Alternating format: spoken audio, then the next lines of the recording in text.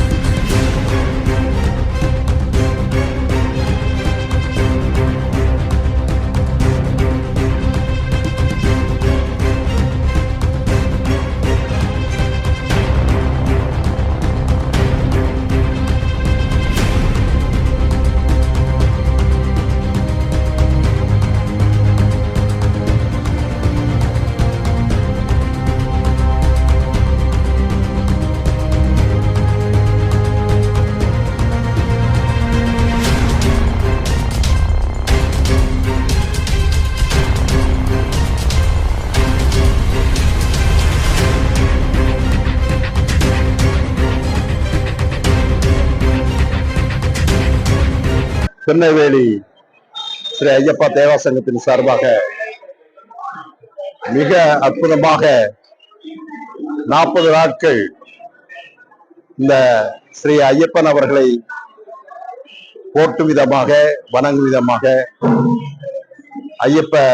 ஸ்ரீ ஐயப்ப தேவா சங்கத்தை சேர்ந்த அன்பர்கள் திருநெல்வேலியை நோக்கி வரக்கூடிய பக்தர்களுக்கும் திருநெல்வேலி பொதுமக்களுக்கும் 40 நாட்களாக அன்னதானம் செய்து கொண்டிருக்கின்றார்கள்.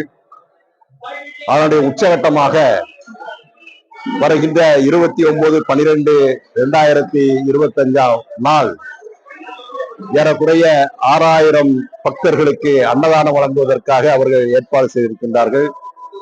அதுவும் எனது பள்ளியில் little flower matric higher secondary பள்ளியில் பாறையார் தெருவில் அமைந்துள்ளது. அந்த பள்ளியில் வைத்து மிக பிரமாண்டமாக இந்த அன்னதான நிகழ்ச்சி நடைபெறுகின்றது. உண்மையிலே அவர்களை நான் பாராட்டுகின்றேன். எனவே நெல்லையை நோக்கி வரக்கூடிய பக்தர்கள் பசியோடு செல்லக்கூடாது என்பதற்காக, அதைவிட முக்கியமாக ஸ்ரீ ஐயப்பர் அவர்களை அவர்களுடைய அந்த பிரசாதத்தை சாப்பிட்டு விட்டு செல்ல வேண்டும் என்ற நோக்கத்திற்காக இந்த அன்னதானம் செய்யப்படுகின்றது என்பதை, இது ஏறக்குறைய 53 ஆண்டுகளாக நடைபெற்றுக் கொண்டிருக்கின்றது என்பதை நான் பார்க்கும்போது, அதை கேட்டு தெரிந்து கொள்ளும் பொழுது உண்மையிலேயே எனக்கு ஒரு ஆச்சரியமாகவும் இருந்தது. இந்த முயற்சி உண்மையிலேயே மிக வரவேற்கக்கூடியது. ஏனெனில் ஒவ்வொரு நாளும் 1000 பேர்களுக்கு அன்னதானம் என்பது மிகப்பெரிய ஒரு விஷயம். அதற்கு உடல் உழைப்பு, நிதி ஆதாரம், இவைகள் அனைத்தும் அவர்கள் தேடி இந்த அருமையான நிகழ்ச்சியை நடத்தி கொண்டிருக்கின்றார்கள். அவர்களை நான் பாராட்டுகின்றேன். இதனால் பக்தர்கள் அனைவரும் மகிழ்ச்சி அடைவார்கள். ஸ்ரீ ஐயப்பன் அவர்களுடைய அருள் ஆசியை பெற்று செல்வார்கள் என்று நான் நம்புகின்றேன்.